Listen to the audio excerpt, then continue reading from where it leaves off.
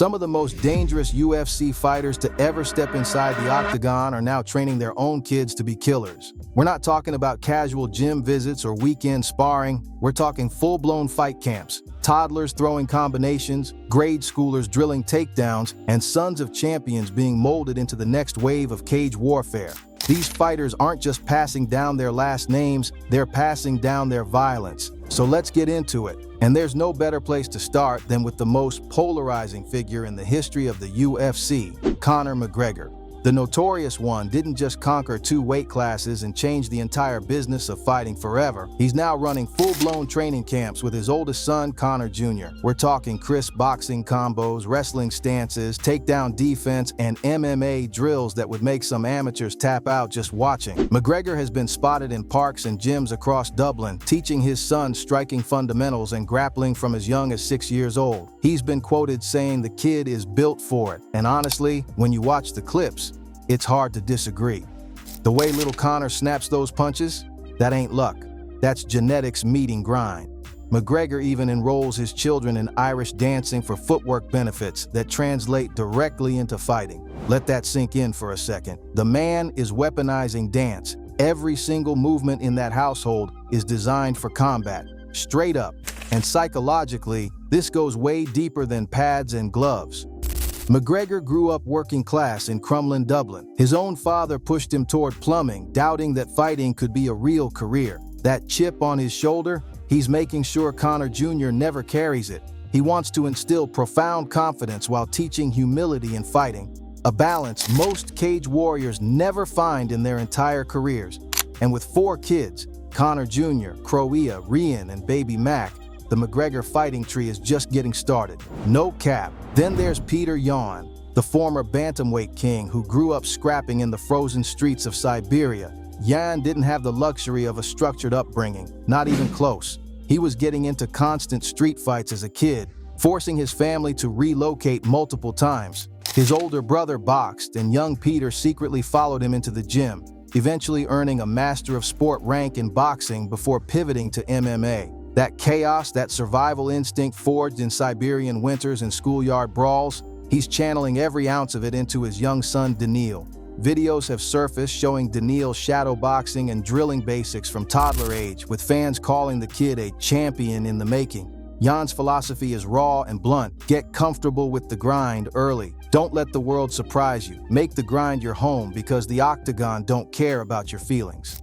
Now, we can't talk about forging the next generation without mentioning the Spider himself. Anderson Silva, the greatest middleweight of all time, didn't just train his son Gabriel in passing. He turned the kid into a straight-up weapon. Gabriel Silva is now a professional fighter with a 3-3 record in boxing and MMA, carrying the family name into real sanctioned competition. That ain't just a hobby. That's a legacy walking into the cage. Silva grew up in brutal poverty in Sao Paulo, raised by his aunt and uncle, and began training jiu-jitsu as a child with neighborhood kids before layering in taekwondo, capoeira, and Muay Thai as a teenager. That same survival instinct, the same killer mentality that made him untouchable for nearly a decade inside the cage, he passed it down in intense but playful sessions where he taught his son the pecking order. Who's the predator and who's the prey? And Gabriel stepped into the professional arena and answered that question for himself. Because here's the reality. Just like football has pee-wee leagues and basketball has its youth camps, MMA now has its own pipeline of young blood. The combat sports stars of tomorrow are being shaped right now, inside the gyms of the champions of today. These ain't kids playing around in backyards throwing sloppy haymakers. These are the sons of world champions learning how to dismantle opponents before they even hit puberty. But the question nobody in the MMA world can agree on is this: how far is too far? And is there a smarter, less brutal way to build a killer? Now, if you thought McGregor and Yan were intense, wait until you hear what Daniel Cormier is doing. Because DC took things to a whole different level. He ain't just a retired double champion. He runs a full wrestling academy in Gilroy, California, and he's been coaching kids since 2012. But here's where it gets absolutely wild. We sent some kids to Dagestan, like Islam made that, he said that, but he wasn't joking. This was not a joke. You heard that right.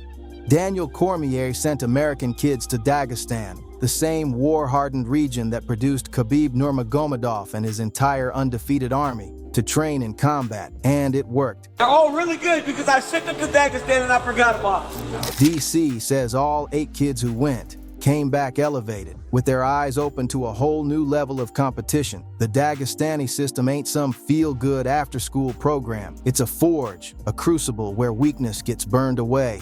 Khabib himself housed the kids, fed them, and let them train in his gym completely free of charge. And Cormier took his American kids and threw them straight into that fire.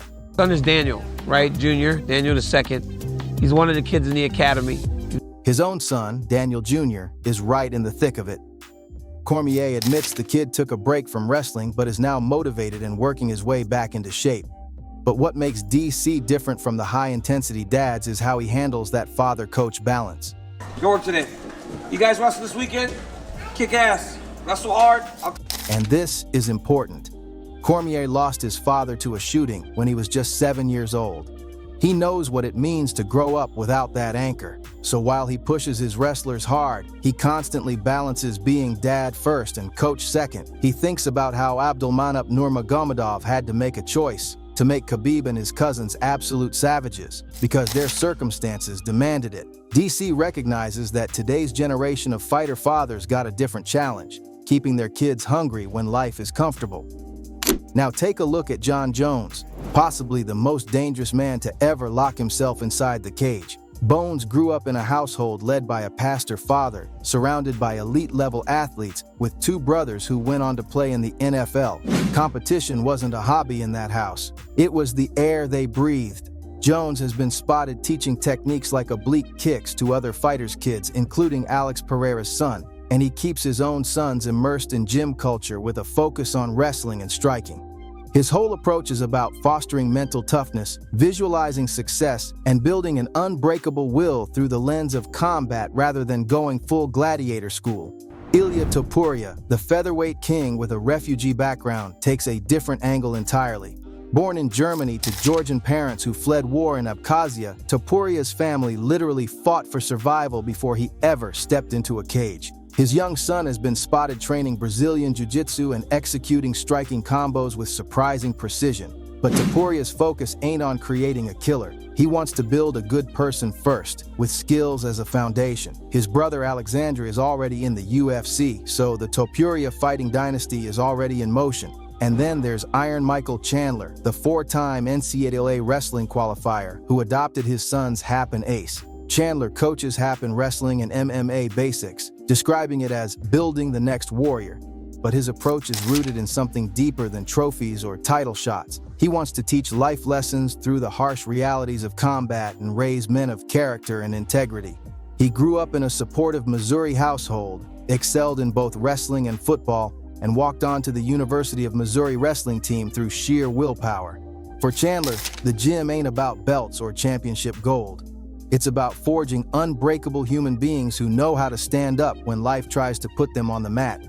And that's real. Now, here's where the conversation takes a hard turn. Because not every legend believes in throwing their kids into the fire. In fact, the most dominant lightweight to ever walk the planet thinks the exact opposite. Khabib Nurmagomedov, 29-0, never lost a single round in many people's eyes. The man is the product of one of the most brutal training systems in combat sports history.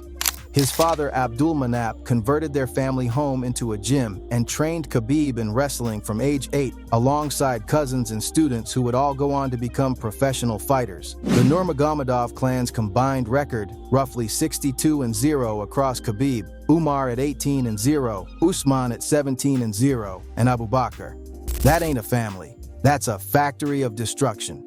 But when it comes to his own 3 children, Fatima, Magomed, and Hussein, Khabib slams the brakes harder than a referee stopping a fight. He strongly opposes children competing in full-contact MMA, recommending no serious competition until the age of 20. His kids, they do gymnastics. They focus on education. He's been quoted saying he knows how to fight and can protect them. They don't need to endure what he went through. Think about that for a second. The man who mauled every single opponent put in front of him, who submitted Conor McGregor himself, is choosing to be a shield, not a sword, for his own blood. He saw the weight cuts, the injuries, the mental toll that cage fighting demands, and he decided his children deserve a different path. That's heavy, real heavy. And that's the heart of the debate that's tearing through the MMA world right now. Critics have compared youth combat sports to something barbaric, too brutal, too soon, too reckless for developing bodies. But on the other side of the cage, parents and coaches push back hard, arguing that training kids in martial arts is no different from enrolling them in pee-wee football or junior wrestling leagues, just another sport that builds discipline, grit, and toughness from the ground up. And the research actually backs some of this up. Studies show that well-structured martial arts training increases resilience, boosts self-esteem, improves self-control, and even reduces aggression and bullying over time. Kids in these programs often report better focus, higher confidence, and stronger emotional regulation. For at-risk youth especially, combat sports can be a literal lifeline, a way out of the streets and into structure. But here's where it gets dark. On the flip side, high-intensity early training is linked to increased stress, anxiety, burnout, and parental pressure-related depression. When a child's sense of self-worth gets tangled up with their fight record, that ain't building a warrior. That's building a time bomb. And the physical risks can't be ignored either. Repetitive head trauma in youth combat sports correlates with adult cognitive decline, reduced executive function, and even early onset of CTE, chronic traumatic encephalopathy, the same condition that's ravaging retired NFL players and boxers. Some retired fighters report heightened depression, anxiety, and even suicidal ideation linked to the damage accumulated over years of combat. That's the shadow side of this conversation that nobody in the highlight reels wants to talk about. Online, the debate is going crazy. Reddit threads in r/MMA are buzzing with predictions that the next generation of MMA fighters will completely eclipse everything we've ever seen. Because these kids are starting specialized training at 7 and 8 years old, a full decade before most current champions even threw their first punch. But other threads in r/martial arts fiercely debate whether children should even be allowed to compete, pointing to head strike risks and the ethics of putting minors in combative situations. And on forums like SureDog, veteran fans break down fighters who started training pure MMA from childhood, names like AJ McKee, trained by his father, and Aaron Blanchfield, as proof that the early start model produces elite-level killers. So what's the verdict? There ain't one. Every fighter in this video has chosen a different path, from McGregor's full-throttle approach to Khabib's protective shield, but one thing is undeniable. The second generation is coming, and if even half of these kids follow through, the octagon is about to get a whole lot more violent. That brings us to the end of this video. For more interesting videos like this, click on the cards on your screen.